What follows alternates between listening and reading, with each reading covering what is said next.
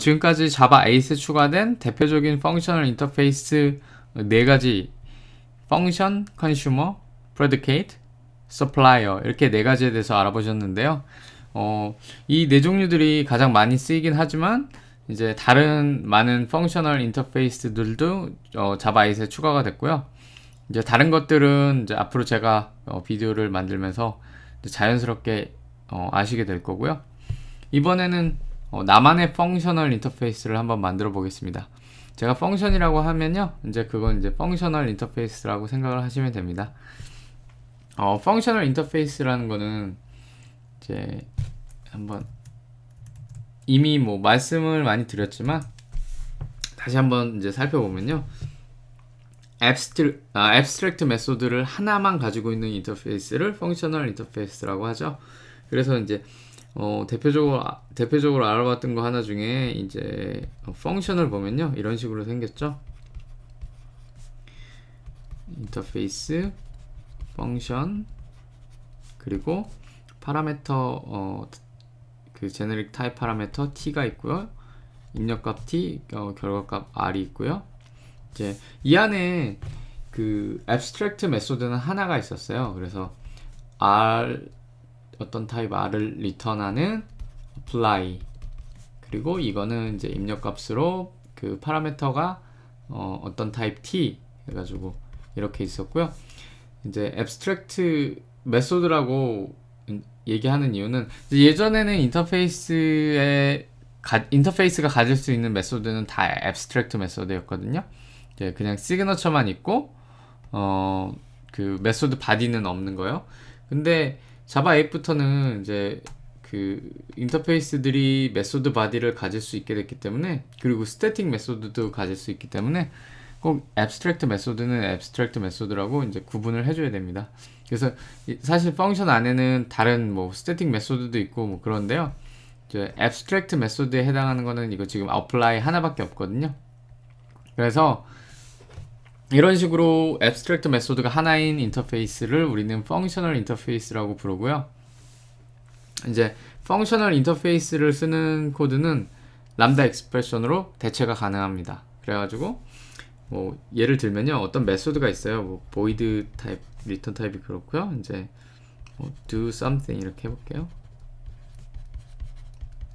이제 이 메소드가 저 펑션을 파라미터로 받는다고 한번 해볼게요. 이제 인티저 타입을 지정해 주겠습니다. 제너릭 타입을. 입력값은 인티저고요. 출력값은 스트링 이렇게 하고요.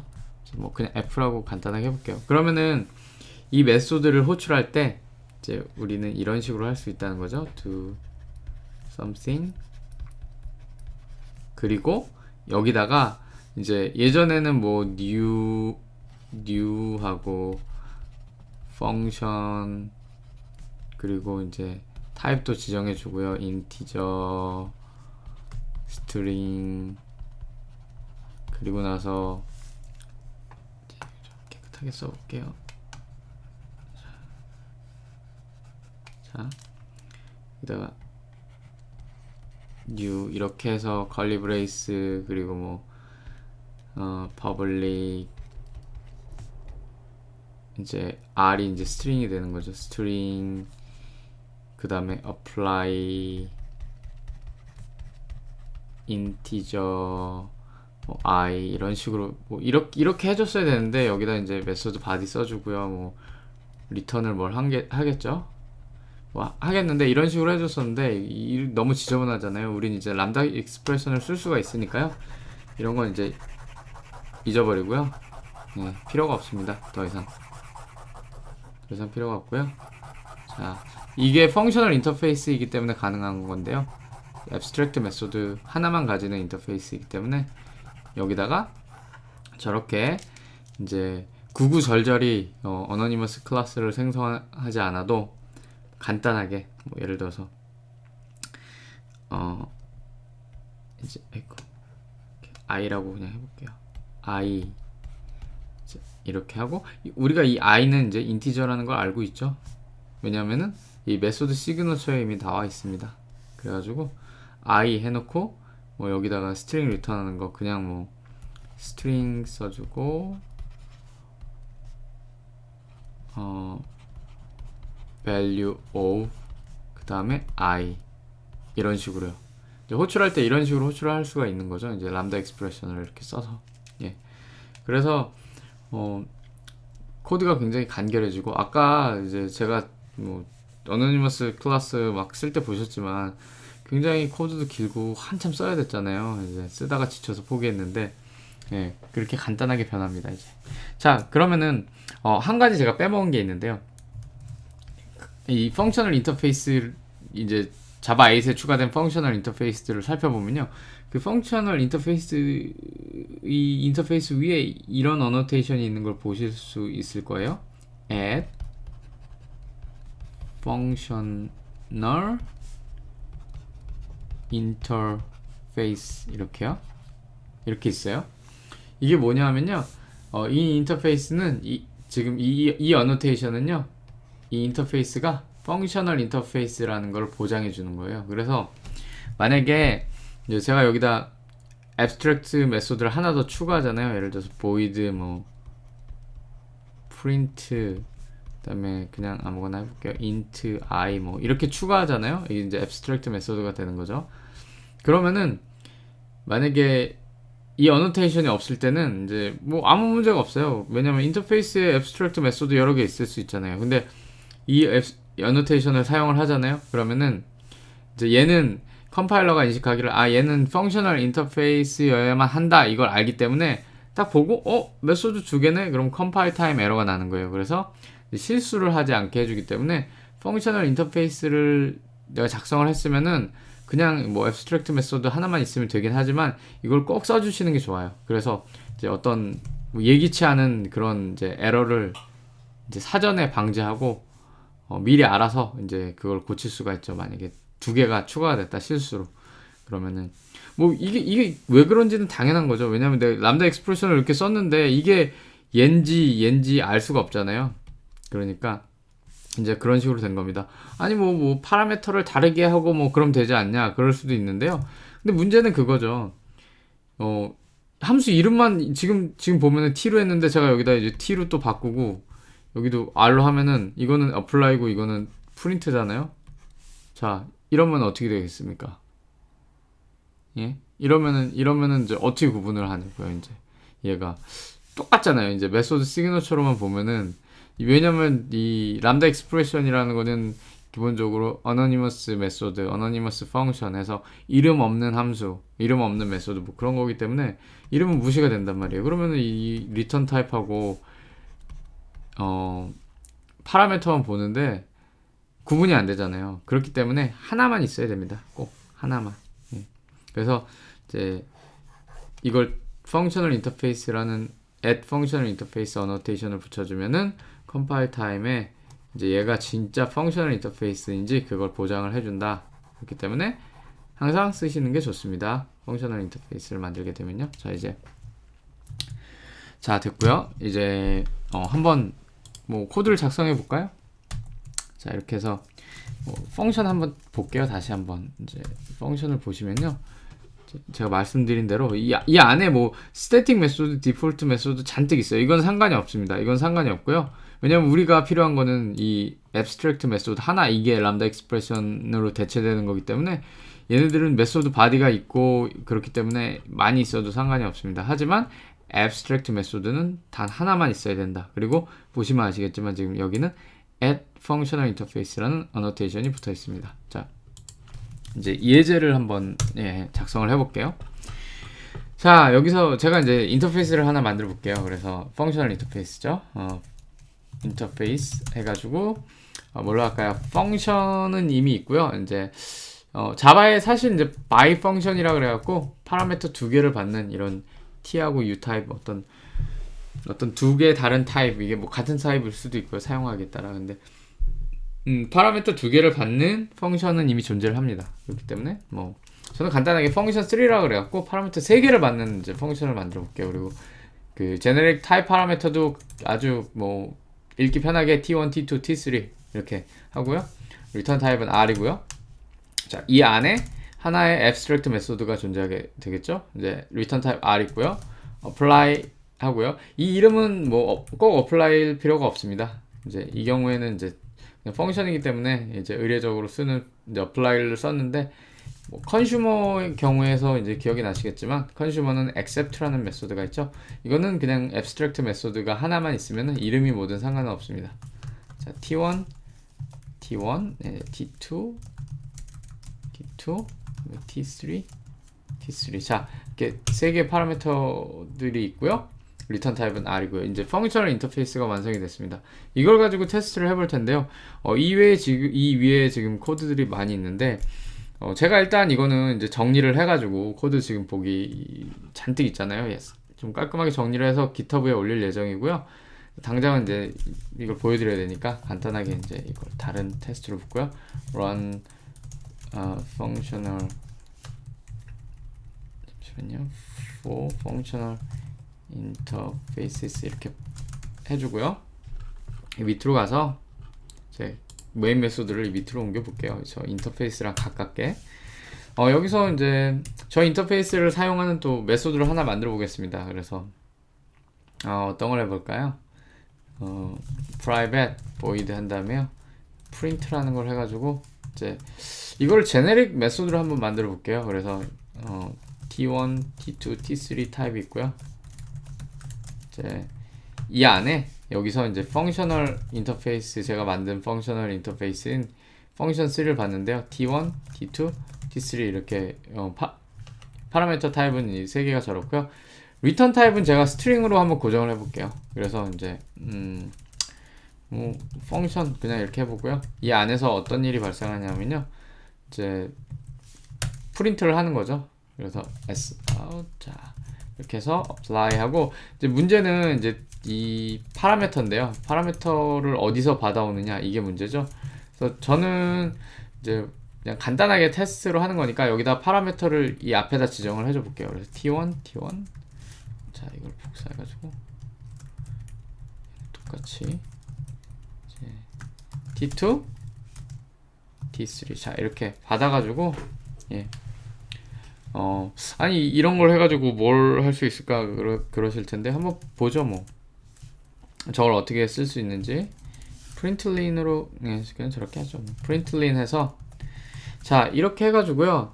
앞에 이제 저는 뭐 여기 보시면 아시겠지만 지금은 이제 이게 그 어떤 타입도 될 수 있는 그런 어떤 타입 t1, t2, t3 뭐 여기 돼 있죠. t1, t2, t3이기 때문에 지금 얘가 이 지금 인텔리제이 아이디어로 이 안에 그 예상되는 파라미터 타입들을 보면 그냥 오브젝으로 나옵니다. 오브젝으로 나오는데요.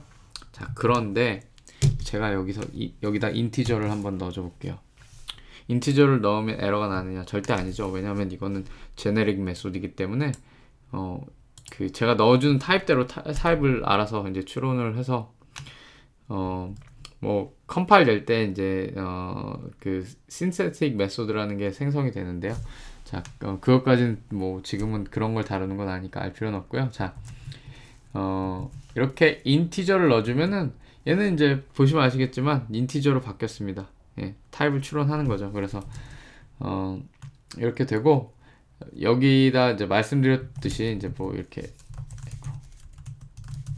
예전 같으면은 이렇게 어노니머스 클래스를 만들어야 되고, 그래서 코드가 굉장히 이제 지저분해지고 그랬죠. 근데 잠깐 볼게요. 자 뭐 이렇게 되고 그랬는데 이렇게 할 필요가 절대 없죠. 이제는 우리들은. 그래서 자 말씀드렸듯이 타입 추론이 가능합니다. 왜냐, 이미 우리는 타입을 다 알고 있어요. 우리만 아는 게 아니라 컴파일러도 알고요. 자 여기 t1, t2, t3 했는데, 그쵸? 이 앞부분에 t1, t2, t3 그게 1, 2, 3이죠.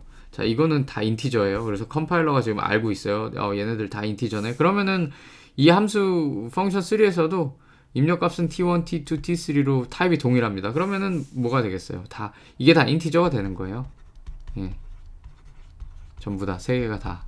자 그래서 알고, 뭐 결과값은 스트링이라고 우리가 지정을 해줬으니까 이제 여기 보면은 이 펑션도 이 그 id가 얘기해주는 이 파라미터 이 메소드 파라미터 정보를 보면은 이미 1, 2, 3은 인티저를 넣었기 때문에 인티저고, 그거에 의해서 또 이 펑션도 다 인티저를 받고 스트링을 리턴하네. 스트링은 이제 여기서 온 거죠. 자, 이렇게 알 수가 있습니다. 그래서 더 이상 타입을 이제 여러 번 언급해 줄 필요가 없고, 간단하게 i1, 뭐 i2, i3 이렇게 하고요.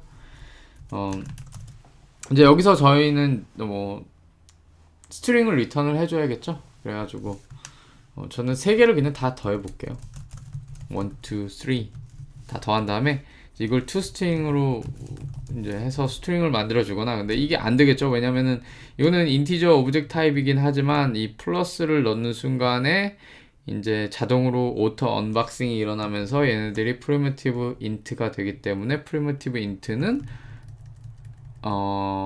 toString이 없죠. 프리미티브 타입이니까. 그래서 뭐 이거를 뭐 인티저 밸류 오브 해서 이거를 이제 인티저 오브젝트로 만든 다음에, 아이고 제가 이걸 안 했었네.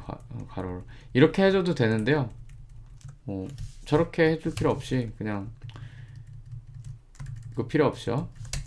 자, 이 에러가 나요. 아까 이게 괄호가 없긴 했지만 뭐 있어도 에러가 납니다. 당연히 프리미티브니까. 자, 저렇게 해줄 필요 없이 그냥 string value of 이렇게 해주면 되겠죠. 예, 됐습니다. 자, 이러면 됐고요. 이거를 한번 실행을 해볼까요? 세미콜론을 빼먹었네요. 자, 실행을 해보겠습니다. 메소드가 맞는지 보고요. 에러가 나네요. 무슨 에러가 나는지 한번 볼까요? non-static, 예. 제가 이 지금 println 메소드를 인스턴스 메소드 멤버로 만들었죠. 근데 지금 메인 메소드는 스태틱이니까 동일하게 스태틱을 이제 인스턴스 멤버 메소드에서 스태틱 메소드는 접근이 가능하지만 스태틱 메소드에서 인스턴스 멤버 메소드로는 접근이 불가능하죠. 그래서 스태틱을 만들어 줬고요. 이제 실행을 할게요. 실행을 하면은 뭐 6이 나오죠. 왜냐면 1, 2, 3을 다 더했으니까. 1, 2, 3은 이제 1, 2, 3을 다 더했으니까 1, 2, 3을 다 더하면 6 이렇게 됐습니다. 그래서 뭐 그냥 3개를 더하는 걸 만들어 봤는데요. 다른 걸 또 해볼게요. 지금 보시면 이 베이스 메소드는 가만히 두고 함수만 변형을 시켜서, 자 그러면 여기다 이제 지금 보시면 아시겠지만 T1, T2, T3는 타입이 다 다른 게 될 수도 있어요. 지금 저는 이제 3개를 다 같은 걸 만들어 주긴 했는데 다른 걸 한번 해보겠습니다. 그래서 첫 번째 걸 스트링으로 바꿀게요. area is 한 다음에 이렇게 한 다음에 뭐 12, 그 다음에 20 이렇게 바꿔줄게요. 그럼 자, 이제는 이제 이걸 또 파라미터 이름도 사실 의미가 있게 써주면 좋은데요. 처음 거는 이제 메시지로 하고요. 제가 하려는 거는 area 값을 구하는 그런 펑션을 만드는 거거든요. 그래서 이거를 이제 length로 할게요. length. 그리고 이 파라미터는 width. 이제 이거는 이제 어떤 직사각형의 혹은 사각형의 직사각형이라고 할게요. 직사각형의 이제 넓이를 구하는 그런 함수거든요. 그래서 뭐 직사각형의 넓이는 그렇게 구하죠. 뭐 이렇게 있으면은 좀 삐뚤어졌네요. 자, 뭐 length 곱하기 뭐 이렇게 width 이런 식으로요. 이게 length고 저게 width인가요? 아무튼 예. 가로 곱하기 세로 뭐 이런 식으로 해서 그러면 이제 에어리아 값이 나오는 거죠. 그래서 이제 그런 계산을 하는 함수를 만들 건데요.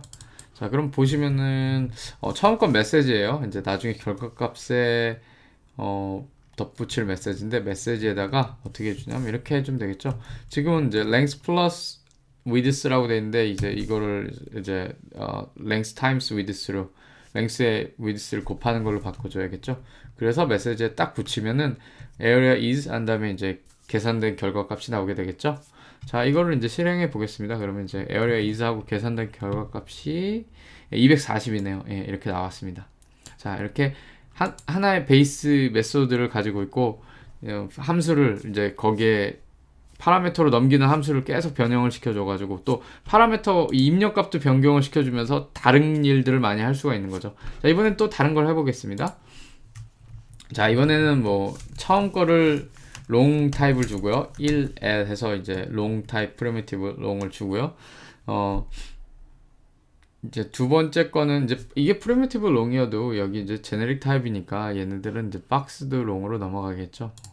그렇게까지 자세히는 지금 뭐 꼭 아실 필요는 없는데 아무튼 그렇고, 두 번째 거는 제 이름을 넣어볼게요. 케빈이라고 하고, 세 번째 거는 그냥 뭐 가짜 이메일을 이제 뭐 보여드리는 거니까 test@email.com 이렇게 넣었고요. 이것도 이름도 좀 의미있게 파라미터 이름도 의미있게 좀 바꿔볼게요. 이거는 id, 그리고 두 번째 거는 이제 name, 세 번째 거는 이메일, 이런 식으로 해서요. 자, 이렇게 했고요. 이제 여기서 제가 하려는 거는 어떤 이제 회원 정보를 스트링으로 만드는 거죠. 그래서 user info 해가지고 콜런 한 다음에 id equals 한 다음에 이제 그 id, 그 다음에는 이제 컴마 한 다음에 name equals 한 다음에 지금 이 name, 그리고 또 플러스 컴마 email equals 한 다음에 또 이메일, 이런 식으로. 아이고, 됐고요. 자, 뭐가 빠졌나요? 에러, 여기 플러스가 하나 빠졌네요. 자, 지금 이게 좀 길어져가지고 보기가 힘드니까요. 다음 줄로 넘겨보겠습니다. 자, 이렇게 라인을 좀 맞추고요. 자, 이렇게 보시면은, 예, ID, 자, 볼까요? 자, ID, 그 다음에 name 여기 있고요. 이메일 여기 있죠? 그러면은 이쪽에는 id에 해당하는 이게 여기 들어가고요. 이름에 해당하는 케빈이 여기 들어가고요. 끝으로 이 이메일, 가짜 이메일 주소가 여기 들어가게 되겠네요. 자, 그러면 뭐 결과값은 보나마나 user info 콜론 id는 1, 그 다음에 name은 뭐 케빈 이렇게 되겠죠. 그리고 이메일은 뭐 지금 쓴 저 그냥 가짜로 만든 이메일 하나, 이메일 대충 쓸게요. 자, 이렇게 이런 결과가 나오겠죠. 한번 실행을 해보겠습니다. 자, 실행. 예, 이상한 대로 나왔네요. user info 콜론 id 1 name 케빈 이메일 test@email.com. 자, 이렇게 됐습니다. 자, 이렇게 돼서요. 이제 함수를 통해서 하나의 베이스 메소드를 다양하게 활용하는 방법까지 해봤고요. 이제 내가 직접 만든 그런 함수형 펑셔널 인터페이스를 통해서 이제 내가 원하는 람다 익스프레션을 구현할 수 있게 이렇게 해봤고요. 아까 보여드린 이제 add functional interface 사용하는 걸 또 금방 보여드릴게요. 자, 지금은 abstract 메소드가 딱 하나가 있어요. 아이고, 이게 타블렛이. 자, 하나가 있어요. 그쵸? 그게 이제 apply 이 메소드인데, 제가 여기다가 이제 이거는 잠깐 커멘트 아웃을 하고요. 제가 여기다가 뭐 하나를 더 추가할게요. 아까 보여드렸던 것처럼 해볼게요. 이렇게 void print 한 다음에 여기 뭐 int i 이렇게 만들었었죠. 아까 설명을 드릴 때. 이렇게 하면은 이제 아무 문제도 없어요. 왜냐면 인터페이스 안에 abstract 메소드가 여러 개 있어도 상관이 없거든요. 절대. 그런데 저는 이제 이걸 이제 펑셔널 인터페이스라고 생각을 하고 이걸 이제 릴리즈까지 다 한 거예요. 그래서 API를 다 공개하고 사람들이 막 이제 람다 익스프레션 써서 이걸 해봐야지 하고 저걸 쓰려고 하는데 이제 저렇게 했어요. 그랬더니 에러가 나는 거예요. 에러가. 이 에러가 왜 나냐? 그거는 이 안에는 abstract 메소드가 하나 있어야 되는데 두 개가 있어서 지금 에러가 나는 거거든요. 그래서 이렇게 되면은 안 좋잖아요. 컴파일 타임에 이걸 알 수가 없을까? 아까 말씀드렸죠? 이제 다시 커멘트 아웃을 하고요. 여기다가 add functional type, functional interface라는 annotation을 붙여주잖아요. 이렇게 붙여주면은 이제 저거는 이제 컴파일러가 아는 거죠. 컴파일러가 이거는 functional interface이기 때문에 abstract 메소드가 하나만 있어야 되는구나 해가지고 이렇게 두 개, 하나를 초과해서 가지면은 에러가 나는 거예요. 뭐, 이 두 개가 됐든, 세 개가 됐든, 더 됐든, 딱 하나만 있어야 된다. 그래서 에러가 납니다. 이렇게. 아이고, 에러가 나는데요. 예. 자, 이거를 이제 없애잖아요. 그러면 에러가 사라집니다. 예상한 대로 사라지고 넣으면은 에러가 또 나고. 자, 이래서 컴파일 타임에 내가 이거를 펑셔널 인터페이스로 만들고 싶다 그러면 이걸 꼭 붙여주시고, 그럼 컴파일 타임에 이거를 보장을 해줍니다. 예. 자, 이제 지금까지 그러니까 이제 펑셔널 인터페이스를 만들 때는 꼭 쓰시는 게 좋겠죠. 자, 지금까지 이제 나만의 펑셔널 인터페이스를 만들어 봤습니다. 자, 한번 연습들을 한번 해보시고요. 저렇게 해가지고 내가 원하는 펑셔널 인터페이스를 많이 만들 수가 있습니다.